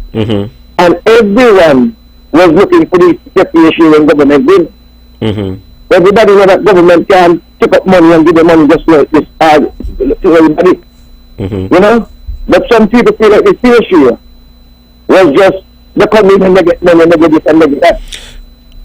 Caller, in this case, what we are speaking about is not fair share for any individual. Yes. We are talking about fair share for the people of Nevis. I know that. That's why I come with that, you know. Sometimes you make a promise, and the promise, things don't work out the way you want it to work out. And then, whatever. But that between the government and the premier and the prime minister, because they say that they say that the Charleston accord with the sign, they say that it was in the shape for me, well, I have a copy of it right here with me. Let me move on, Jack. No, some people calling in and saying that people, different people, that people hungry, people want this, people in the job, people to this, people to that. Charlie, let me tell you, we was under pandemic. So you could say for 2 years. And this government, this unity government, is totally going on right now. This unity government has done well to the ordinary man and woman to get something in the pocket to keep the pot bubble. No doubt. You understand? No doubt at all about that. They have done well. And try, let me move on. No, I never see no government get into office and perform like how this government perform. The ordinary man and woman in the Federation of Synchronic Music get opportunity can done. All these young boys will come and shooting up one another and doing out in ignorance. Some of them got rental service. Some of them got bike renting. Some of them even get a loan and them in apartment. I rent the house and do all kind of things. This government, to none of any other government who come in this federation, we will elect in this federation, which we think it means, never perform like how this government perform. And we got to commend them. And we should stop blow in God's face and say people, hungry people, this people, that people, sour people, the other. When you think about other countries and you put on the radio and listening to you, that you put on the radio and Facebook or whatever social media what you got on, and you see other people living out there, even people close to us. Some of them even can't, should this pandemic, they can't pay the workers then. Government can't pay the workers. They give them half salary, up to now, everybody payment workers in half salary. Some business places, because things was slow, They be the workers 3 days, some of them with 2 days and all these things. But people still survive it out. Man, let me thank God for this punch, you know, and thank God for the COVID kind of ease up now. I 100% agree with you on all of these things that you are saying. But I want to ask you, do you agree with me that the people of Nevis and the island of Nevis deserve the fair share that was promised to us? Sure. Okay. Sure. Because we have not sought to cause any confusion or make any noise with anybody. All we have said is that we want the fair share. Okay? But as I tell you, you know, I own in the government books. I don't own the government books. But this has nothing to do with really the government books, you know, because we're not looking to get any of the tax money that comes into Sinkits, you know. All that we are asking for is a fair share of the citizenship by investment. I listened to you. I asked him a question about this fair share business there. And I asked him what it can go. And he said, Nevis is getting more than, it's 100. I think it's 100% more. 100. No, because it was getting nothing at all. Nevis is getting more than we got before. But would you, let me ask you something. You think it's right that Sinkits get 8.6 times as much as what Nevis get? Almost, call it 9 times as much as what Nevis get. I also did in sums, calculating sums and all these things. So okay, let's put it this way. That is the situation. I believe Nevis is let's put it this way. You have $1,000, right? And the $1,000 is a share between you and me, right? You keep how this go? You give me out of the $1,000, right? You give me about $100, right? Yeah. Out of the $1,000, and you keep 900 of you. that sounds fair to you? Try. That is why I said that if we deserve to get what it's supposed to get. Okay. Let it get what it's supposed to get. All right, Carla, but the time is going kind of short tonight. No, try. Let me make a short point. I want to talk about people who got in robbing and stealing, doing all kind of things. I believe that if they catch anybody robbing and stealing, and they catch them, what the police do with them, when they catch them, give them lifetime in jail. Nobody gonna call a rob and a steal up the banana and too much opportunity out there. Too much opportunity out there for young people. This government open up and development. That's the vertical loan and going to business. Nobody gonna call it that, nobody. All you people have the church, you're going to check them out. A thief, we check them and all. It's so unstick. People just say want to work. Our country going good, Charlie. We got it better than others, many out there. So you have a wonderful night. Okay, Carla, thank you very much. Yeah. Thank you very much. I want to send a quick shout out to my uncle Michael over there in St. Thomas, Michael Liburd. He just sent me a message saying that he's enjoying the show tonight. So, Uncle, I want to send a big shout out to you. Let's go back to the lines immediately. We have a caller on the line. We've lost that caller. Callers, please be patient with us. Okay, another caller is on the line. Caller, you're on the mark. Good night. Yes, good night, Mr. Liburd. Good night. Yes, I continue. Caller, I'm hardly hearing you. You're breaking up a bit. Go ahead. Yes, hello? Yes, I'm hearing you better now. Hearing me better? Yes. Yeah, because I want you to hear me better, and I want Mr. Dufan to hear me clearly also. Yeah. Yes, how much does the program make, firstly? What program? The same program that you're talking about, that Nevis is not getting its fair share. The CBI? Well, yeah.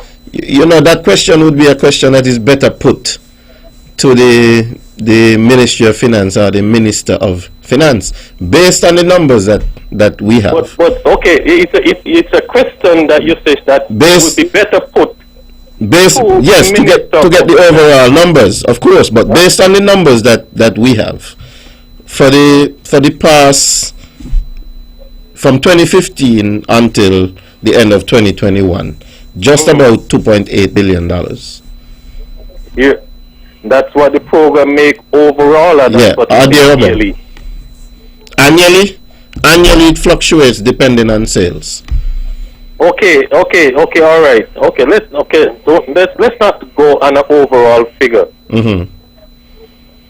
I heard, right, that the Prime Minister saying that when he and Mr. Amory would have negotiate a figure for Nevis. They agreed on $30 million. I think it's per year. Right? I'm listening.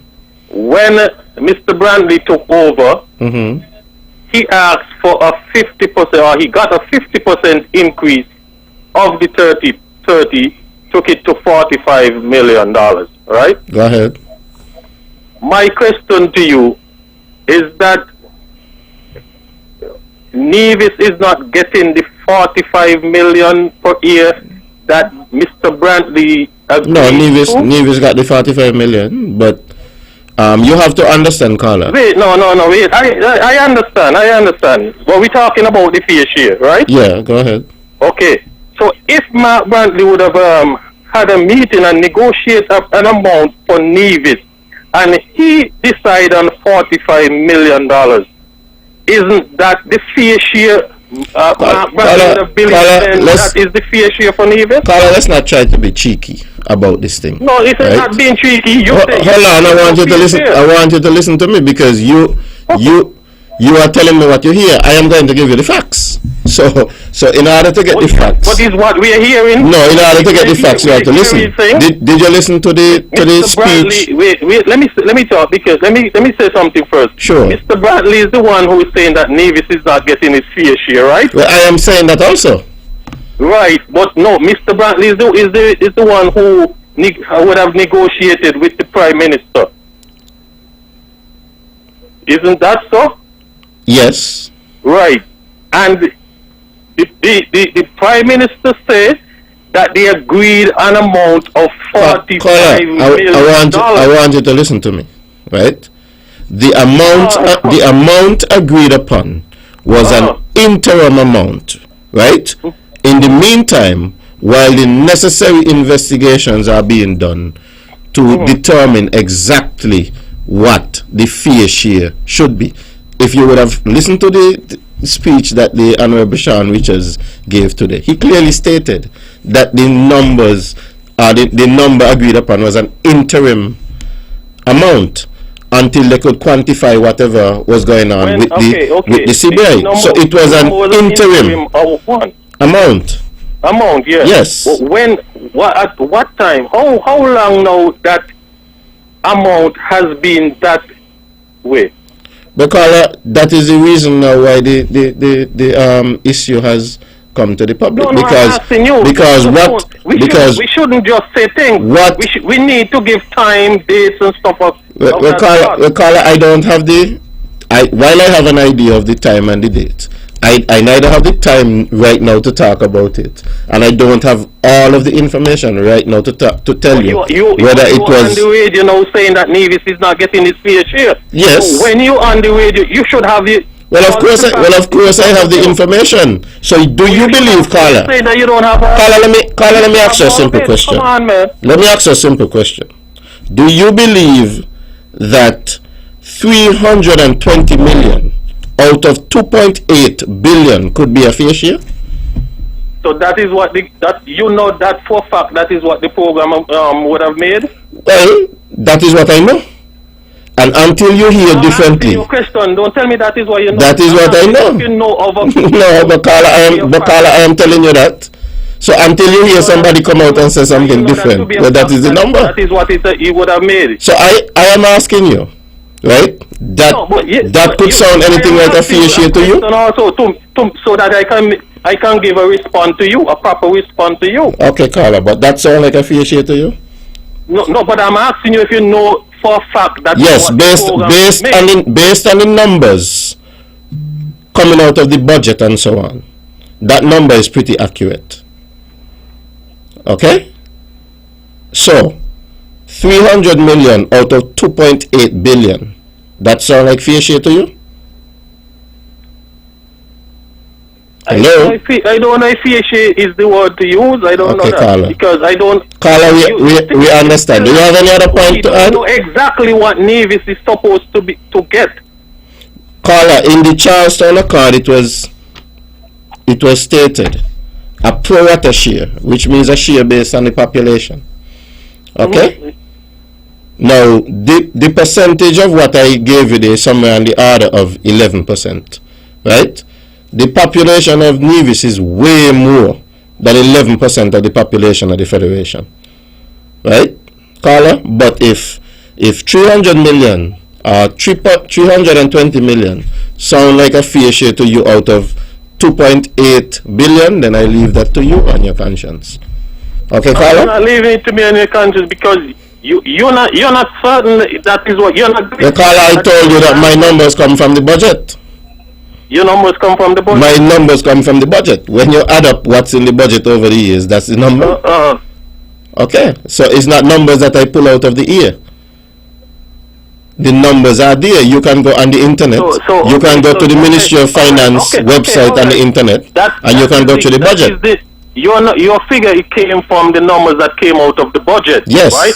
But Mark Brantley still went and negotiated for $45 million per year, knowing that those are the figures in the budget. But Carla, that would have been done before these budget come out. The budget is a year by year thing.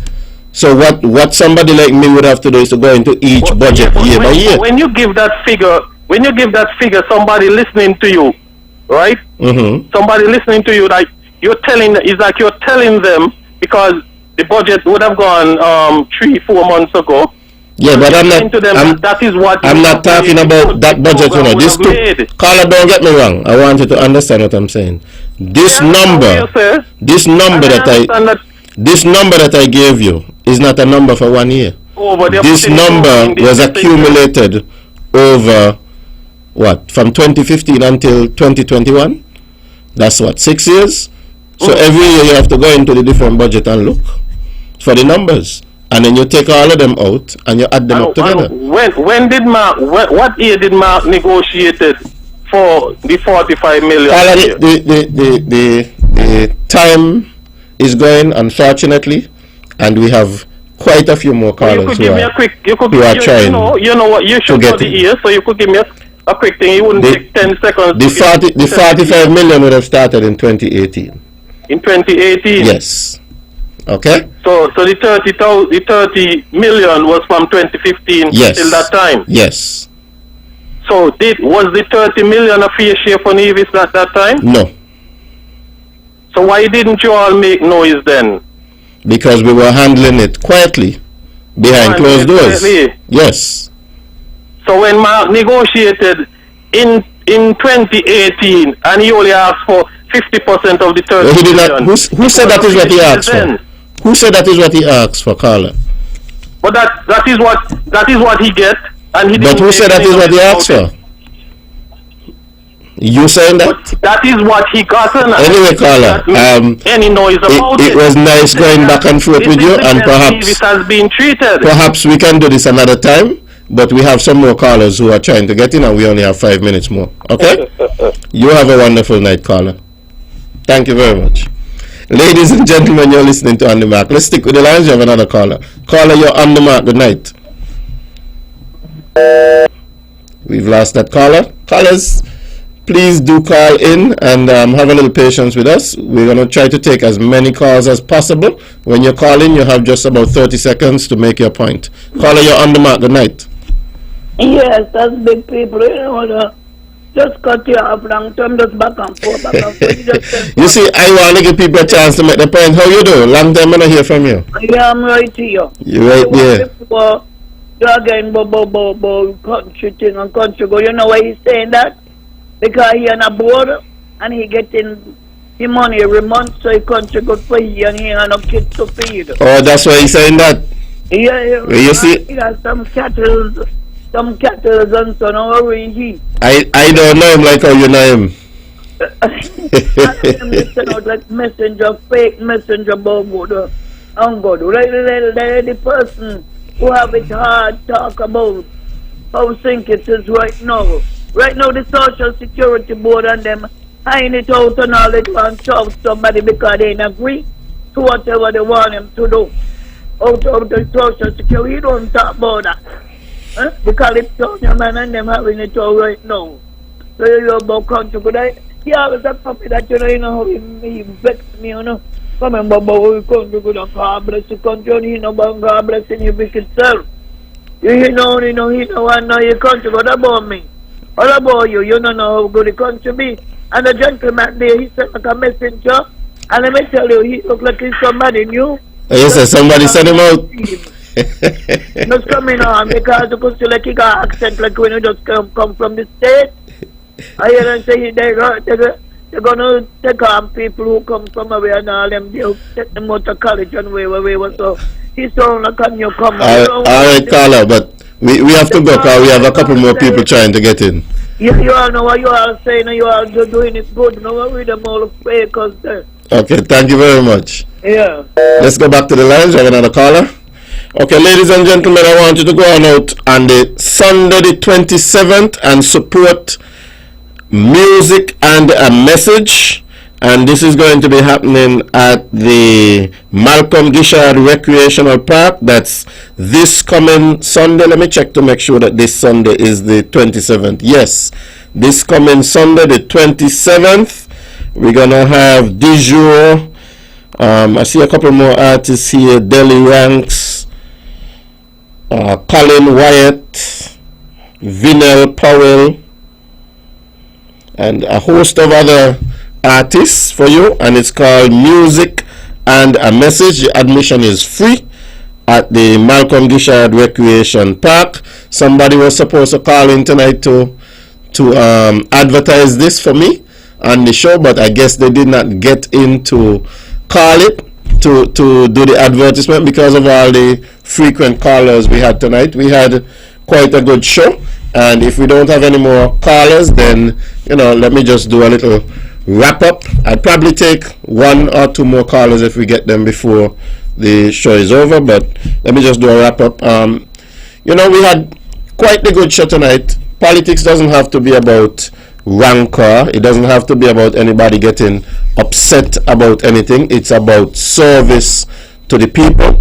I don't think there is a need for anybody to get upset because the people of Nevis and because the elected representatives of the people of Nevis, the Honorable Mark Brantley, has called for the fair share that the people of Nevis deserve.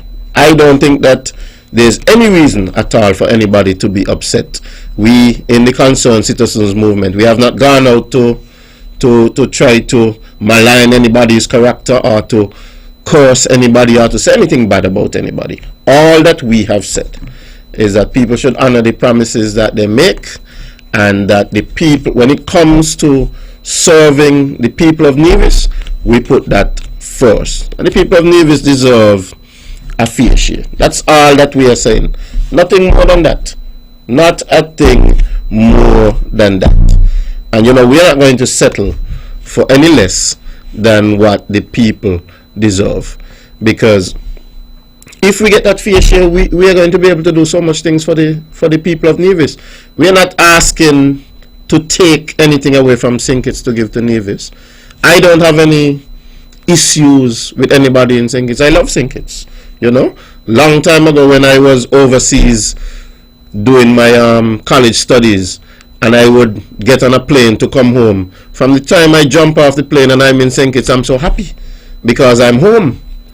I am not normally in a big hurry to get over to Nevis. Soon as I get off the plane, I have a family member come to the airport, pick me up, luggage in the vehicle, and I go on down to town Bastia, and I all over Bastia, mingling and mixing between everybody else because we are all one people. The only thing that we are saying is that there must be some equity across the narrows. So if you live in constituency number 1, 2, 3, 4, 5, 6, 7, 8, it shouldn't be any different than if you live in constituency 9, 10, and 11. And that is all that we are saying. That is all that the Concerned Citizens Movement is standing for. Ladies and gentlemen, it was a wonderful show tonight. The band has struck up. 10 o'clock has come too quick tonight. Time flies when you're having fun. Of course, it's always a pleasure to be here with you on the Mark. I want to thank all of you who called in to share your view. If you didn't catch the show tonight, the show is going to be replayed tomorrow at 1. I want to thank all of you for tuning in and all of you for calling. Have a wonderful night.